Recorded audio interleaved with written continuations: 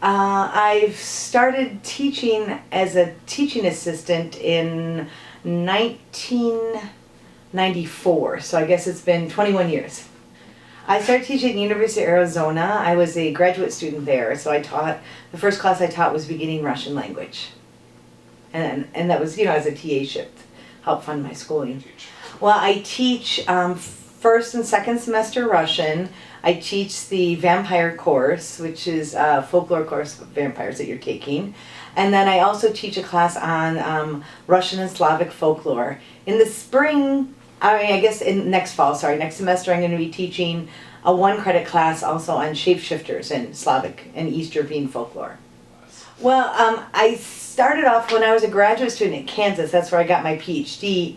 I taught an introduction to Slavic folklore class, and that's where I got interested in folklore.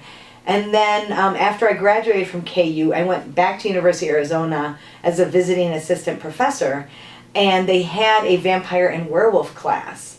And so my last semester there, I taught that.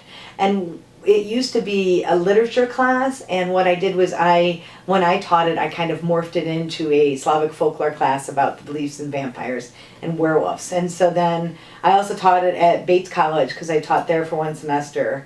And then I pared it down to just vampires when I started here. So I started teaching, I think this is my 3rd year teaching the vampire class here.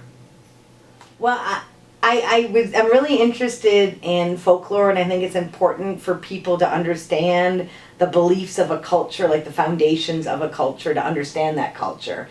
And I thought that vampires are really popular nowadays, and there's a lot of literature, Slavic literature, and folktales about vampires that I could use. So I thought it would be an interesting class for the students and also something that's interesting to teach. It's fun to talk about as well. Yeah.